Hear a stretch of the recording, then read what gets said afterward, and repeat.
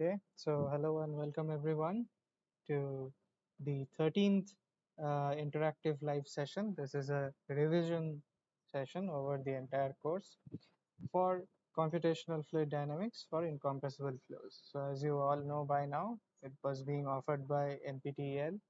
It was instructed by Professor Amaresh Dalal from the Department of Mechanical Engineering at IIT Guwahati, and my name is Debjit.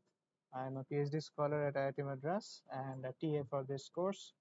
So this week we shall also go through uh, 10 problems as usual, and they will be related to different topics covering the entire course.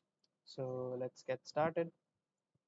We have our question number 1 for today's session, which is asking us to arrange the main steps involved in solving a CFD problem in the correct sequence.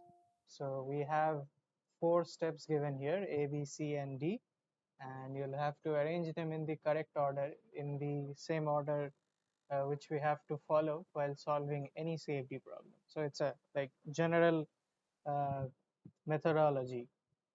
So the steps involved are: step number A, solving the discretized equations until convergence. Step number B is geometry and mesh generation. Step C is problem setup, which includes selecting appropriate equations, boundary conditions, discretization schemes, and many more. And step number D is post-processing, visualization, and data analysis mostly. So you'll have to arrange them in the correct order, and some of the candidate options are: option A, CBAD; option B, BACD; option C, BCAD; or option D, ABCD. So take your time, read the options carefully and arrange them properly. So we already have a quick response in favor of option A, that is CBAD. Let's hear from the others.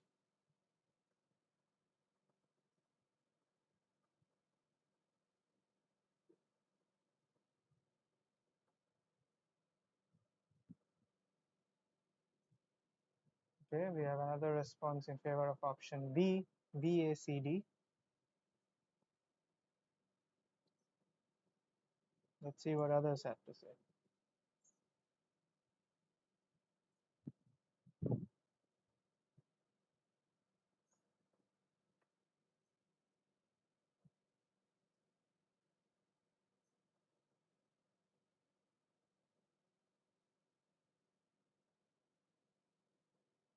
Okay, option B once again. Let's have a look at the solution. It's actually option C, BCAD. So let's go through them. The first thing which we need is the geometry and the mesh generation. So let's say we're trying to solve a pipe flow problem like this, where this is the inlet, this is the outlet, and these are the walls. So the first step would be to fix the geometry. What is the diameter of this pipe? What is the length of this? So the length, the diameter, things like that. And then you'll have to generate the mesh. So you'll have to discretize this into spatially, you'll have to break it up into smaller cells. So that is the first step, geometry and mesh generation. So this is step number 1. Then what we have to do is we need to select the appropriate equation. So if we're solving for fluid flow in it, we need the Navier-Stokes equations. If heat transfer is also involved, then we also need the energy equation, and so on. And also the boundary conditions, like what is the prescribed velocity here, or what is the pressure conditions in the two ends. For the walls, you need to specify whether they are no slip walls or not. So usually no slip, no penetration walls will have a boundary condition like this, and so on. And you'll have to select the discretization schemes, the way in which you discretize the partial differential equations into algebraic equations. So all that stuff is problem setup, C. So that comes in number 2. Then you'll have to solve these discretized equations until you reach convergence using different numerical methods which we learned in this course. Then the final step is, once you have the solution, you just have some numbers, right? That's not very useful. You need to visualize it into colorful plots and do some additional data analysis as well, depending on the needs of the situation. So that is the last step, step number 4. So the correct order would be B, C, A, and then D. So option C would be the correct answer. I hope that makes things clear. If you have any questions, please ask.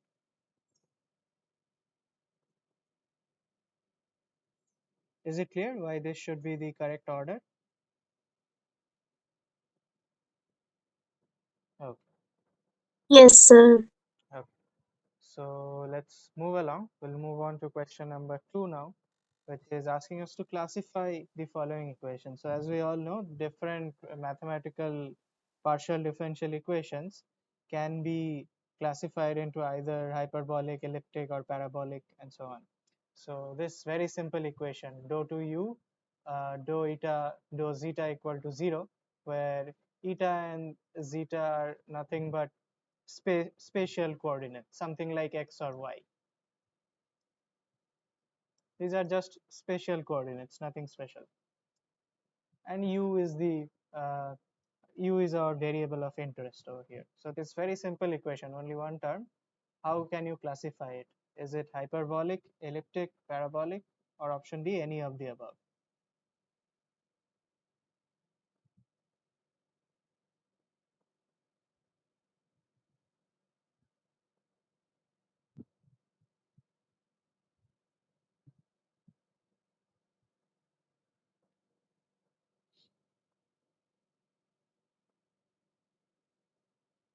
So think of it this way. It's actually exactly similar to dou to phi dou x dou y equal to 0. There's nothing different between these two equations. They are the same. Just notations are different.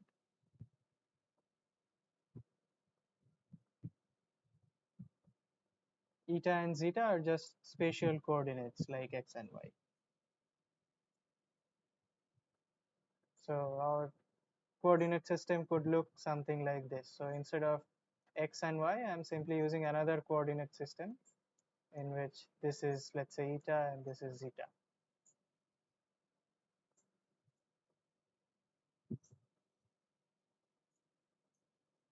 So what would it be? Option A, hyperbolic, option B, elliptic, option C, parabolic, or option D, any of the above. Okay, so we have one response in favor of option A, hyperbolic. Let's see what others have to say.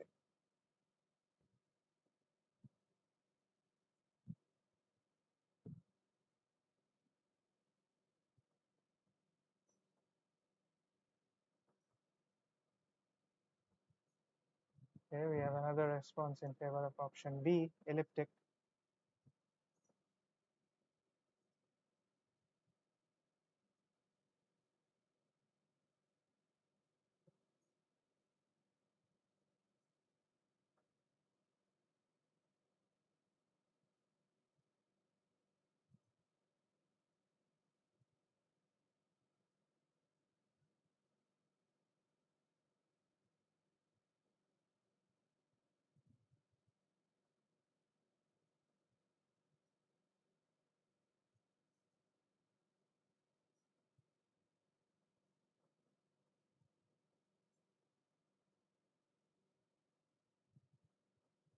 Okay, let's have a look at the solution.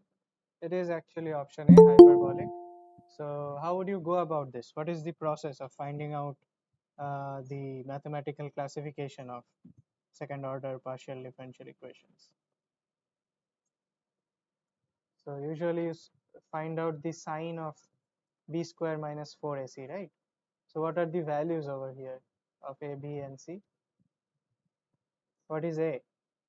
Can anyone help me with this? So we need to fit with the, yeah, anyone? So we need to cast this into the most general form. So The general form in this case would look something like this.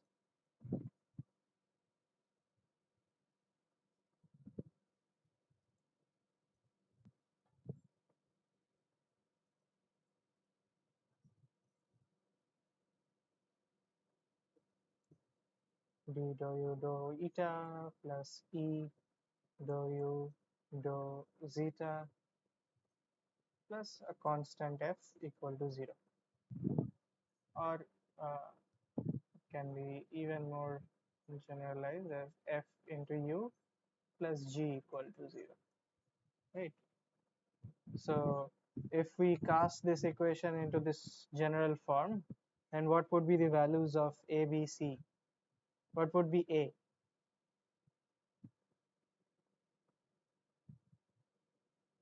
Can anyone help me out? Here A0. A 0. And what about b? B is 1. B is 1. And what about c? C is also 0. Also 0, right? So there is only one term. This mixed derivative is the only term in this equation. So only b would be 1 and all of the rest would be 0. So b square minus 4ac would simply be, uh, it would simply be 1 square minus 0 equal to 1, which is greater than 0. Hence, it should be hyperbolic.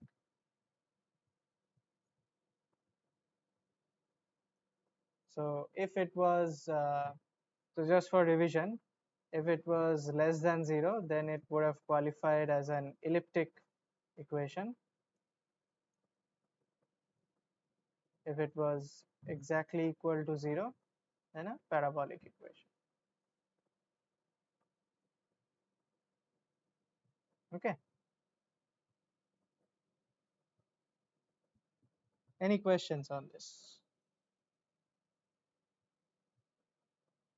If not, we will move along. We'll move on to question number 3 now, which is asking us what is the order of accuracy for forward difference approximation of a second order derivative using 3 points. So lots of information over here.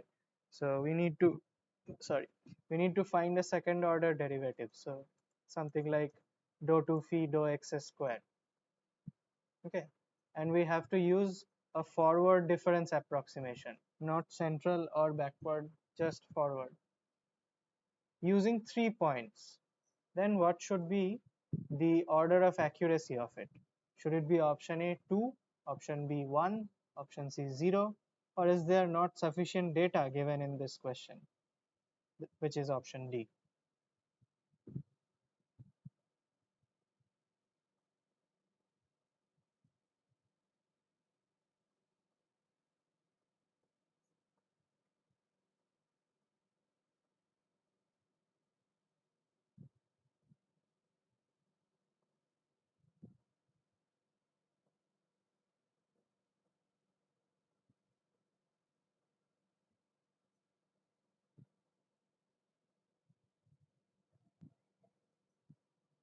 Okay, we have one response in favor of option A, that is 2.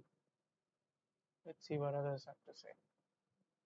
So if my template looks something like this,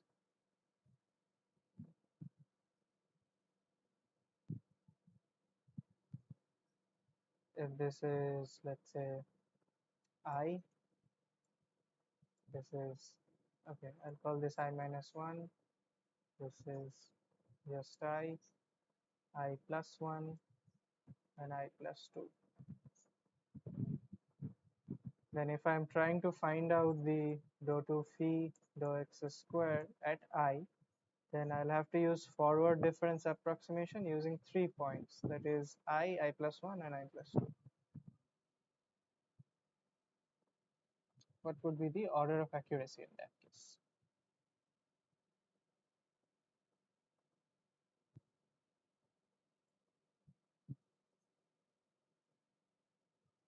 Okay, so we have another response as well in favor of option A.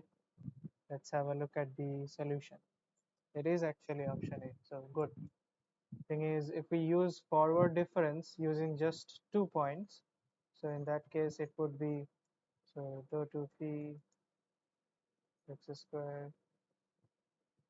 Okay, so second order derivative can't be done with 2 points. 3 points has to be minimum. So at I,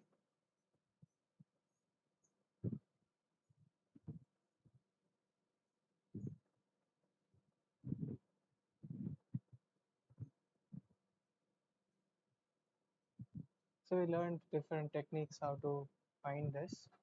So simply we can put this as, alpha phi I plus beta pi plus 1 plus gamma pi plus 2, and then do a Taylor series expansion of this and then find out the values of alpha, beta, and gamma. But the main idea here is that we'll be leaving out the delta x square terms. So our order of accuracy would also be 2 in that case. Now the thing is, we saw this in one of the questions in the earlier sessions. If I didn't say how many points we are using, then it would have been insufficient data, because forward difference approximation can take more points into account and increase the order of accuracy as well. So let's say I used 4 points instead of 3, then my order of accuracy would have jumped up to 3, and so on and so forth. Okay, so I hope I made things clear. Any questions on this?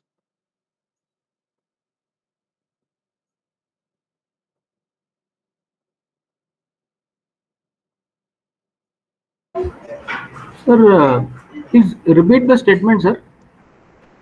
So had I not said in this question that you have to use 3 points, if the question just ended here, that what is the order of accuracy for forward difference approximation of second order derivative, then the correct answer would have been insufficient data, because just saying forward difference approximation does not mean how many points am I using. I can use 3 points, 4 points, 5 points, and my order of accuracy would also keep on increasing in the same order. So for 3 points, the order would be 2.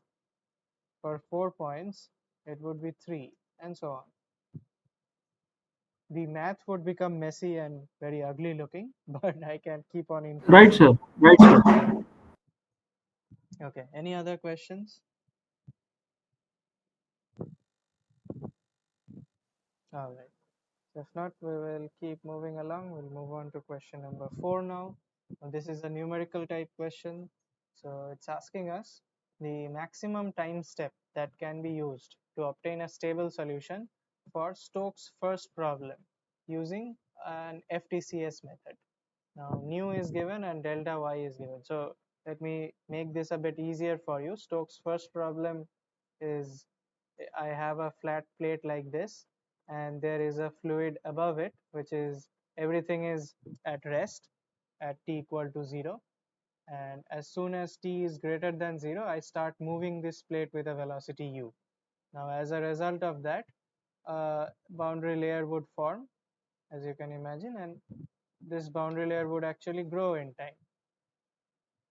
So, and the mathematical form of or the governing equation of this situation is given by something like this. So dou u dou t is equal to nu into dou 2u dou y squared. So this is the equation we are trying to solve. As you can see, this is a parabolic equation. Right. Now, if I use FTCS method for it and my values of nu and delta y are all given, then what is the maximum time step which I can use? So delta t max equal to what? That is the question. Is it option A, 3 into 10 power minus 1 second, or is it option B, 3 into 10 power minus 2, or is it 10 power minus 3 or 10 power minus 4?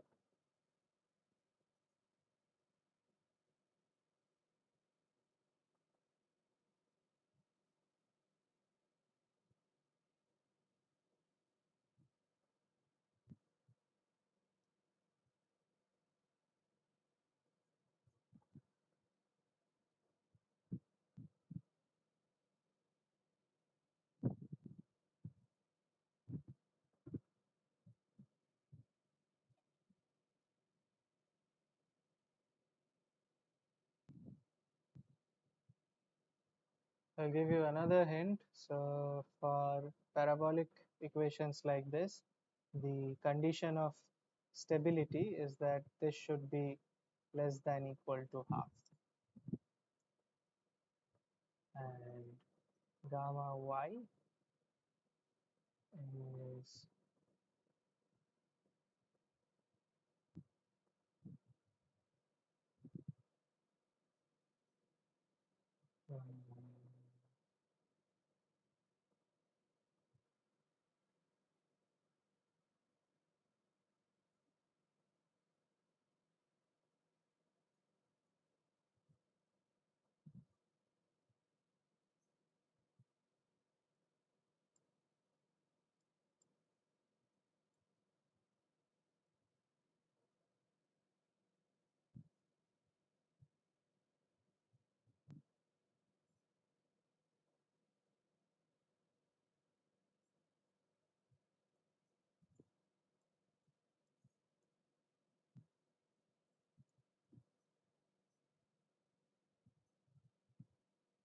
yeah.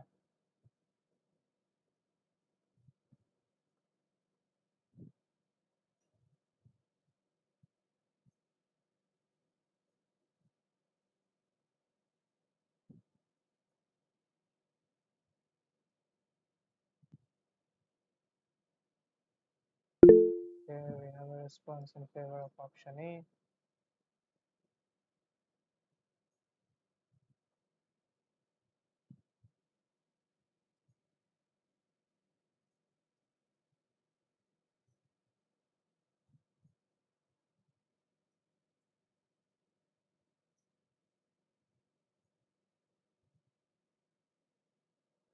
Let's try to do this. So this entire thing should be less than half, right? So this gives me that delta t should be less than delta y squared by 2 into gamma. And okay, and gamma over here is nu. So basically I'll replace gamma with nu. And therefore my delta t should be less than equal to this. So the maximum value it can take is equal to this. My delta y is 3 millimeters. So 3 into 10 power minus 3 squared, and 2 into mu, which is 1.5 into 10 power minus 5. Oh yeah, and this number, this is actually the viscosity of air in, the typical viscosity of air in atmospheric conditions. So this problem is similar to, let's say, if I take a plate and then suddenly start moving it in the air. Okay, so back to our math. So I'm, for the lack of space, moving here. So I have delta T max equal to 9 into 10 power minus 6 divided by, okay, 2 into 1.5 is 3 into 10 power minus 5. So this will give me 10 in the denominator and 3 in the numerator. So 3 by 10, this becomes equal to 0.3, or 3 into 10 power minus 1 second, which is option A. This should be the correct answer. Yeah, option A is the correct answer. Any questions on this? Can you solve this if this comes in the exam?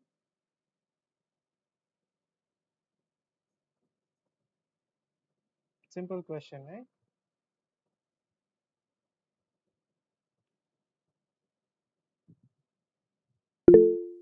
Okay. So let's move along with the next question. Sir, I'm having question pertaining to the previous assignments. Hmm. It pertains to assignment number 3, question number 7. Okay, we'll go through that at the end of this class. Okay. Right, sir. Right, sir. Okay. Thanks. All right. So now we are here at question number 5, which is asking us which scheme is employed by the CIR method. And for refreshing your memory, CIR method is Courant Isaacson Rees method. So which scheme is employed by this method? Is it FTFS, option B FTPS, option C FTCS, or is it option D first order upwind?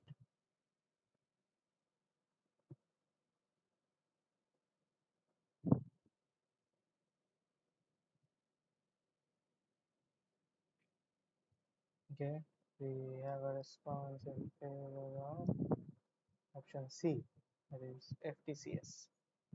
Let's see what others have to say.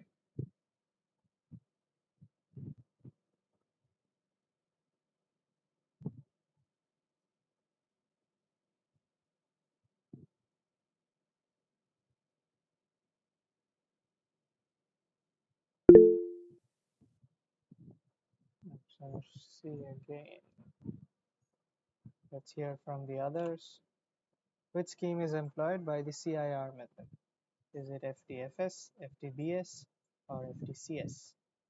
Or option D, first order upwind?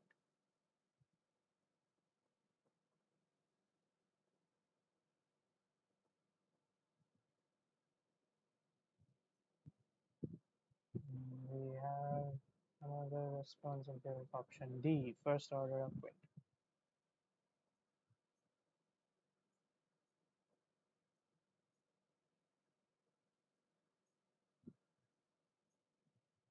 Let's have a look at the solution. It is actually option D, first order upwind method.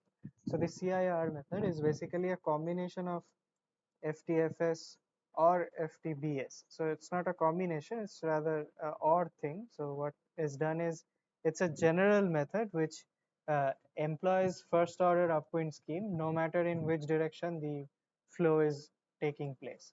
So if the flow is going from left to right, which is u greater than 0 or u less than 0, you would always get the first order upwind approximation. So basically, if I am, let's say, trying to find out dou phi dou x at this point, so my ft, so in the case where u is greater than 0 and I want to use upwind, then I'll have to use the point on the upstream of that, right? So in that case, I have to use FTBS, and in that case, my approximation would be phi I minus phi I minus 1 divided by delta x. And the other case where u is less than 0, then I have to use FTFS in order to employ upwind, first order upwind, and my approximation would be this. What the CIR method does is that it combines both of them in a smart way. So it takes u plus u mod by 2, right? So in case u is positive, then it should give me u is positive, then this would give me u. So in this case, I'll multiply the FTBS approximation with it. So this would be it, plus u minus u mod by 2. Or is it u mod minus I plus 1 minus I divided by delta x. So I'll use the FTFS over here. So, and this is an approximation for dou phi dou x at the ith point equal to this. So in case u is negative, then I'll get minus u into this. Is that correct? That's not correct. So it should be mod u minus u. Yeah. So in this case, I'll have, yeah, u plus u then by 2 into this. Yeah. So this is how the CIR method combines an FT BS and an FTCS scheme in order to employ a first order upwind method. The CIR method always ensures that it is first order upwind, irrespective of the direction of U.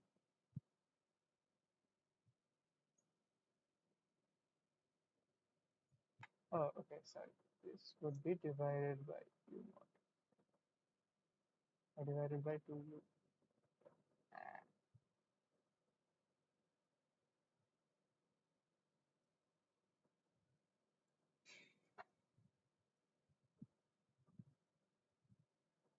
Yeah.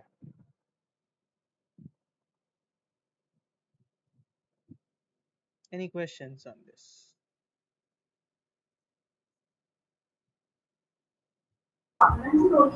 Sir, not very clear.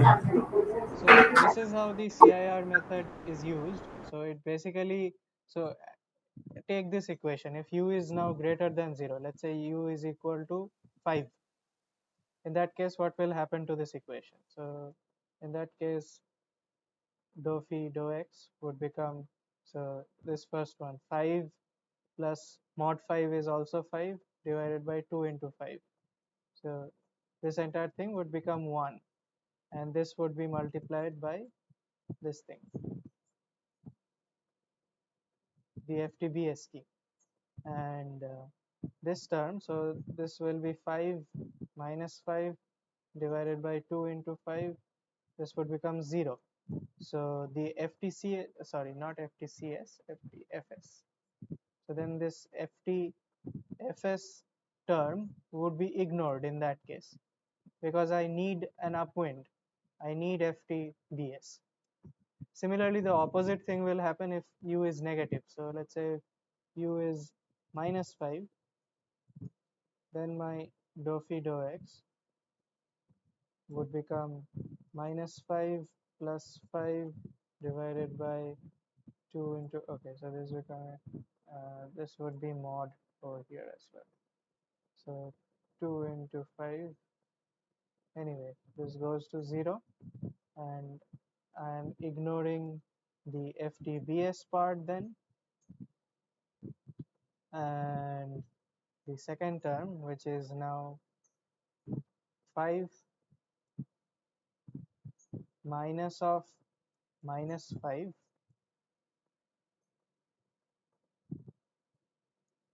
divided by 2 into 5, mod 5 is 5. So here this will ultimately boil down to 1, and I'm rubbing this off, and this is multiplied by the FTFS scheme, which is what I need right now. So for both conditions, it will give you the upwind scheme, whichever is more suitable. But you don't have to apply it, uh, in a explicit manner. The formula itself, this formula, sorry, this formula itself takes care of it.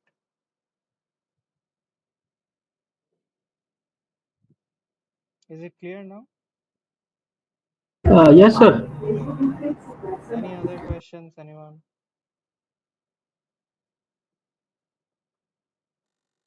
All right, so let's move along. We'll move on to question number 6 now, which is asking us which of these methods use both FTCS and BTCS methods. So forward time central space as well as backward time central space. Is it option A, midpoint leapfrog method? Is it option B, CIR method, which we just discussed now? Is it option C, McCormack method?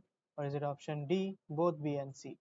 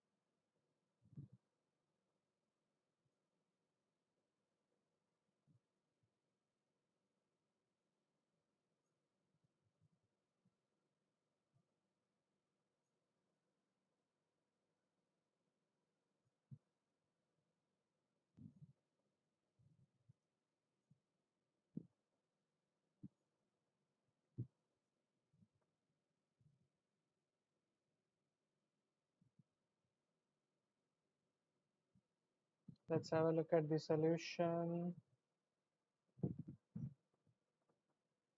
Okay, it's wrong. It shouldn't be both B and C because CIR uses FTCS and FTBS. Sorry, FTFS and FTBS. The midpoint leapfrog method uses central in time, central in space method. It is the McCormack method, which is a multi-step method which uses both FTCS and BTCS. So sorry for the mistake in my slide here. It should be only option C that is correct, not both B and C.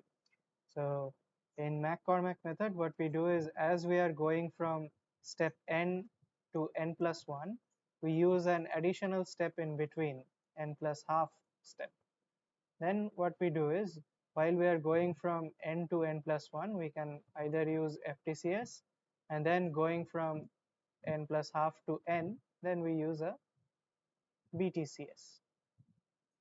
Or it can be the other way around also. I can either use BTCS first and then FTCS as well. So this multi-step method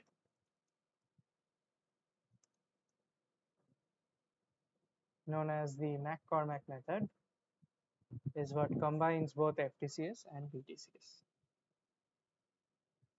Okay, so if you go back through the lectures once again, you'll remember that this was the case. Okay, any questions on this?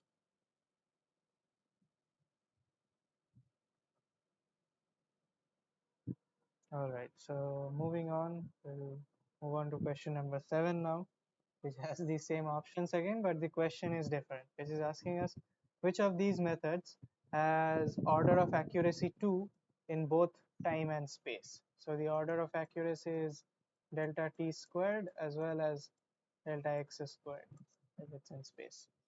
And the options are the same as the previous question. Is it option A, midpoint leapfrog method, option B, CIR method or Courant Isaacson Rees method, or is it option C, the McCormack method, or option D, both B and C? Order of accuracy 2 in both space and time. Which one should it be?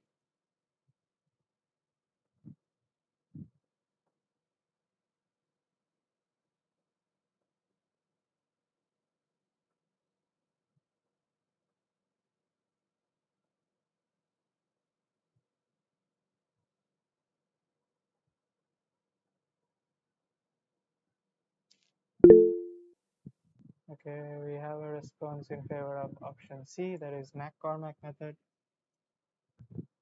Let's hear from the others. The schemes I'll write down once again. So the midpoint leapfrog method uses a central in time, central in space scheme. The CIR method combines FTFS and FTBS.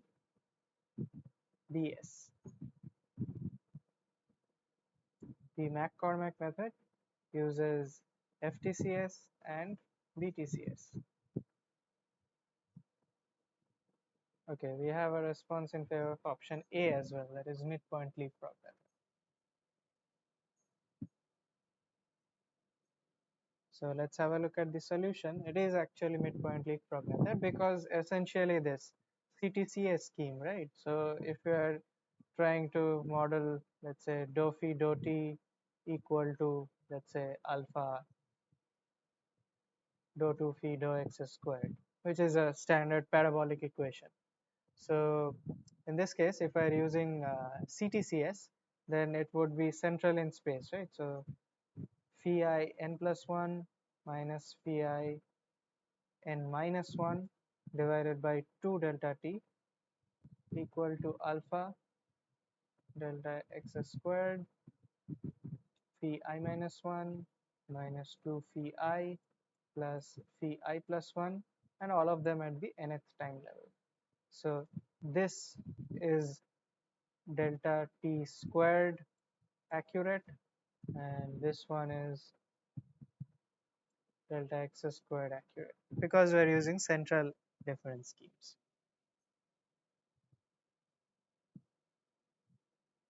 Okay, so that's why midpoint leapfrog method would have an order of accuracy delta t squared comma delta x squared as well.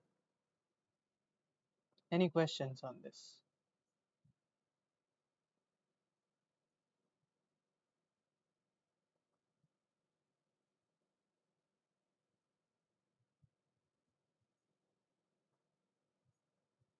If not, we'll keep rolling. We'll move on to question number 8 now, which is asking us to match the following in relation to numerical effects in modified equations. So we learned that there are, due to discretization errors,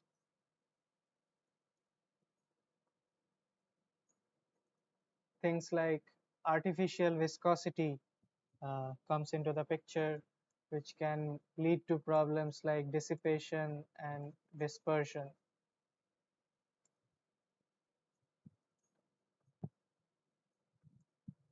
And they are the result of ignored higher order terms in the modified equations. So among those higher order terms, which ones contribute to which? So the column on the left hand side has even terms and odd terms A and B, and on the right hand column we have the effects, which is wiggles and smearing. So you'll have to match them with the cause and the effect, and they go through either dissipation or dispersion. So is it option A A1 B2, or is it option B A2 B1? Basically only two options here. Which one should it be?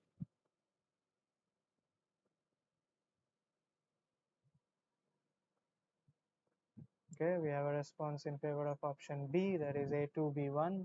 Let's hear from others.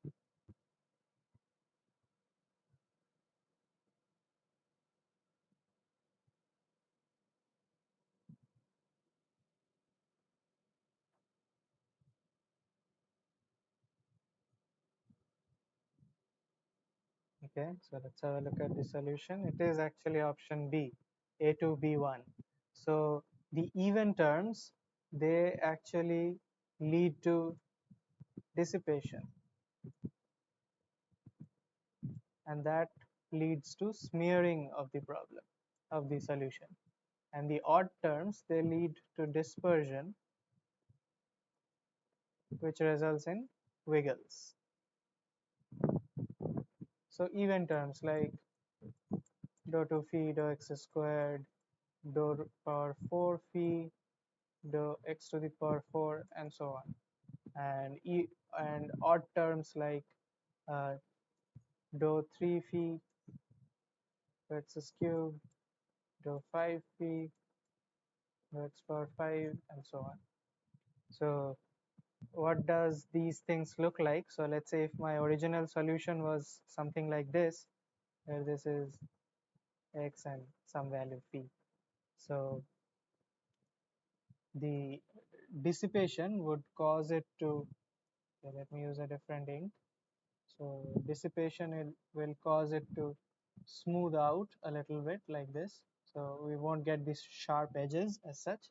So there will be a smearing in this case. So this is smearing. And as a result of dispersion, there will be some wiggles in the solution. So I'll have a straight line like this and wiggles, and then straight line, a few wiggles, and then again straight line. So this is due to dispersion. These are wiggles, and this is smearing.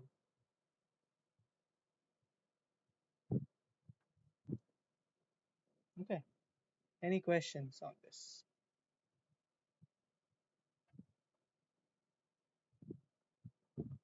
All right, so let's move along.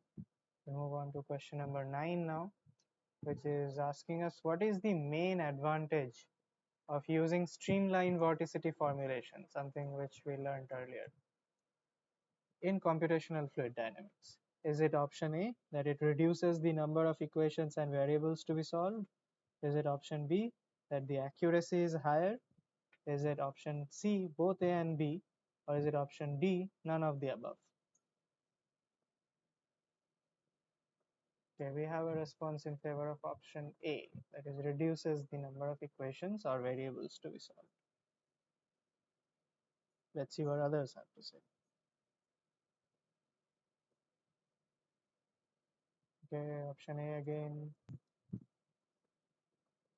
Let's have a look at the solution. It's actually option B as well, so it should be both A and B. Now the first one, I'm sure you're all very clear. So using a stream function vorticity formulation, we basically reduce the number of variables being solved in the primitive case. In the primitive method of solution, we use 3 variables, u, v, and p, and in the stream function vorticity, we only need to worry about 2. So basically, the pressure equation is eliminated in this formulation, and also it increases the accuracy, if you remember. So uh, for the same grid, I'm solving for psi, which is basically the gradient of u. So u is basically dou psi dou y, and v is minus dou psi dou x, or the plus and minus you can move around. So since we are solving for the gradient, so if the uh, u is, let's say we are using some scheme which is delta x squared. Since I know the so the gradient of it, then that would be one order higher, right? So u, if I find out this way, that would be third order, accurate. So one order accuracy higher can be achieved using this method. So using the same grid, we can get a higher accuracy if for the velocity components u and v. Okay. Any questions on this?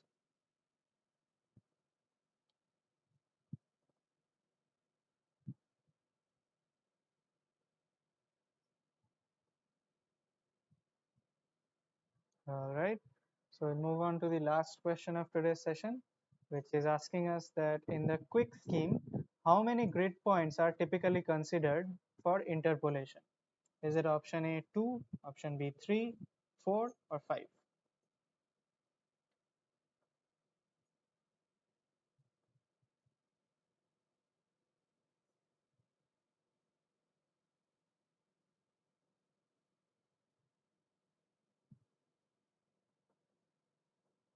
We have a response in favor of option B, that is 3 points.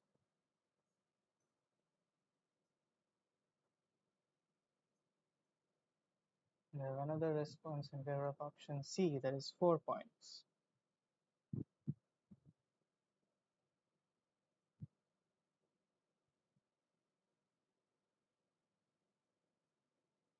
Let's hear what others have to say.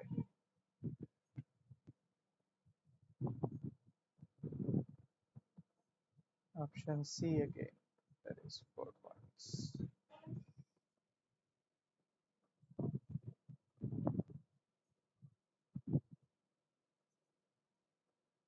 Okay, so let's have a look at the solution. It is actually option B, that is 3 points. So let's say my template is something like this. I have PP over here, PE, and PEE, P West. So let's say I'm trying to find out dou phi, dou x, sorry, I'm trying to find out phi at P. So using Taylor series expansion, I can say that this would be either, sorry, so PE can be written as PP. So in this case, we are using upwind. So dou phi dou x at P into delta x by 1, obviously. And delta x squared by 2 factorial into the second derivative, and so on. And higher order terms we will ignore. And let's break this down. So this will become pp, and for this we can use pe minus pp by 2, and the second order derivative. So okay, and this will have delta x multiplied with it, and this will have delta x squared by 2 multiplied with it. This will be delta x squared at p, right? So w minus 2 phi p plus pe. So in this case, you can see that we use 3 points p, west, p, and w, p, and e. So 3 points. And similarly, had we used, so this is when flow is in this direction. So if the flow was in this direction, then we could have used phi e as the upwind point, and in that case we would have used these 3 points. Even in that case, it would have been p, e, and ee, these 3 points. So at once we only need 3 points. Now you can make your case that we can generalize this in the same way we did in CIR method, where for both directions of u we can uh, write down one general equation which takes care of both u being positive and negative. In that case, it would include 4 points.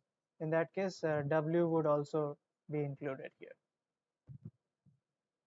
as well as ww. So in that case, it would actually become 5 points and only 4 neighboring points,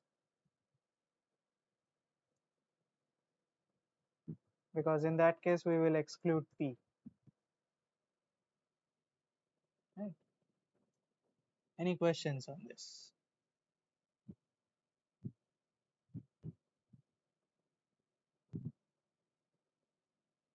Okay, so if there are no more questions, that's all. Thank you all. It's been a great learning curve for me. Sir, I have question, sir.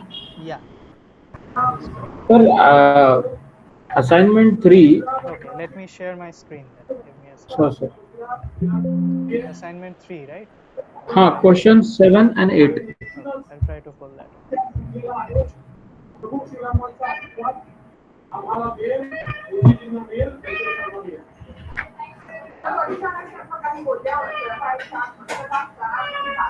Is my screen visible?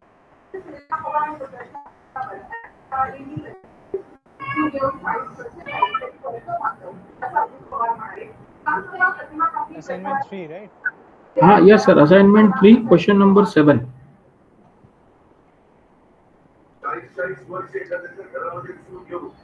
This one, right? So Sir, sir.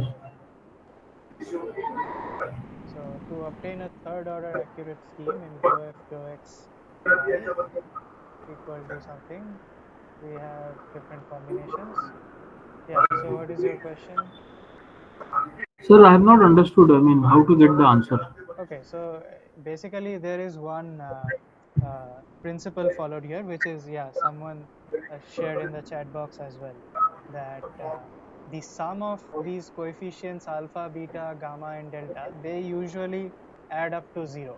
So among these coefficients, you will have to see which combination adds up to 0. That is one way of indicating what could be these alpha, beta, gamma, delta. There is, of course, the more general way of finding out what dou f dou x could be. Expand this into Taylor series and then solve for different values of alpha, beta, gamma, delta. That would give you the exact values. But in case you have options, then one quick way is to do a sum and then check if it adds up to 0 or not. Yeah. Okay. Sir, same will be applicable for question 8 also, no? To get the value of C. Question 8. Yes. Yeah. The Yeah. methodology will remain the same. Remain the same. Yeah. Sum equal to You 0. know, sum of all is equal to 0, so you can find the value of C. Exactly. Yeah. Right, sir. Right, sir. Okay. Sir, Any my more? last question. Hmm. Assignment number 5, question number 8. Assignment 5,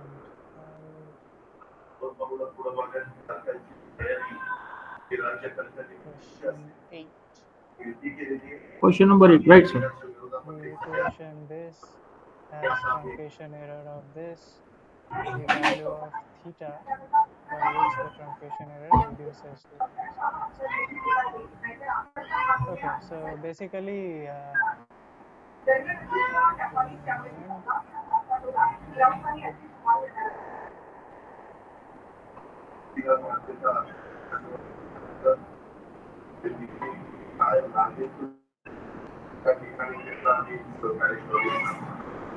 Mm, okay, so this is the truncation error TE.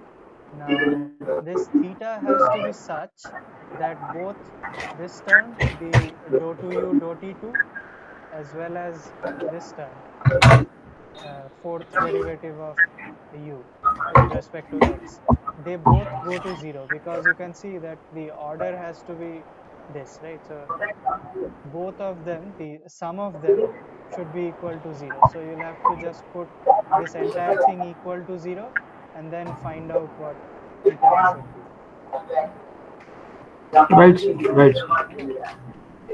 Because see, this term is order delta t and this term is order delta x squared. None of them can stay because my final order of accuracy should be this, second order in t and fourth order in x. So all of them have to go. So this entire thing has to be equal to 0. Right, sir. Yeah. Anything else? Okay, so let me share a different screen again.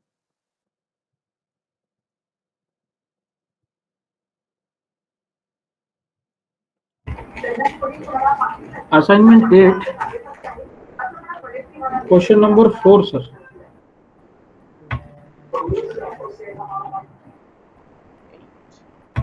Yeah, assignment 8. Question 4. Yeah. Yes, sir. The boundary condition for stream function and vorticity for the bottom wall should be what? Okay, so a similar question was solved in the lecture as well. So the all the walls are streamlines. So the stream function would be constant anyway. So it would be either A or B. Now among these two, you'll have to see. So U is equal to 0, right? Hmm. Sorry, v is equal to no, wait, give me a moment.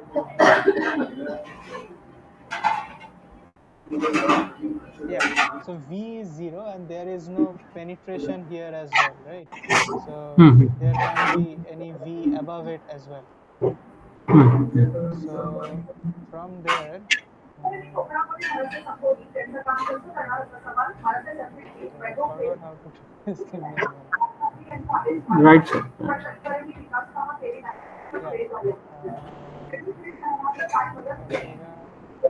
Yeah, uh, omega, how was it found? So del 2 psi by del x square plus del 2 psi plus y square is equal to minus omega z. So Sorry. here the say stream function equation is del 2 psi by del y square and del 2 psi by del x square is equal to minus omega z. Hmm. Here, because of the reason that boundary is not causes, so that's why del 2 psi by del x square is 0, Is 0. and that equation will come del 2 psi by del y square is equal to minus omega. Here it is omega is equal to minus del 2 psi by del omega square. But okay, so the gradient of u is there, right? Yeah, so the dou y term would remain. Yes. So Santosh, could you pick up what No, no, the no. I didn't got what he said. okay? So the thing is, at this point, the gradient of v would be 0, but there could be a gradient of u, right? With Acha. respect to y at the wall. So dou u dou y is existent, dou v dou y is 0, and dou v dou x is also 0. V has no gradient at that point. So that's why, and in general, omega is equal to minus of the second order derivatives of both psi with respect to both x and y. So omega in general is minus dou 2 psi dou x square plus dou 2 psi dou y square. Now in this case, dou 2 psi dou x square would be 0 because there is no u, and sorry, because there is no v and no gradient of v as well. So that's why omega would be only dou 2 psi by dou x, dou y square. Does that make sense, or should I write things Yes, yes. down? No, no, no. Got it, sir. Got it. Yeah. Anything else?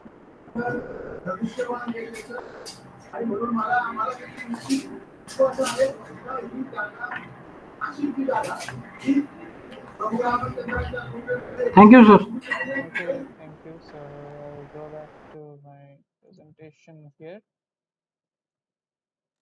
Yeah, so thank you all. It's been a great learning curve for me, as I was saying. I hope you could learn something as well. And thank you so much, everyone. Thank you, sir. Yeah, Thank you, sir. thank you. Good night, sir. Good night. Bye. And all the best for your exams, those who are giving. Okay, sir. Thank you, sir. Thank you.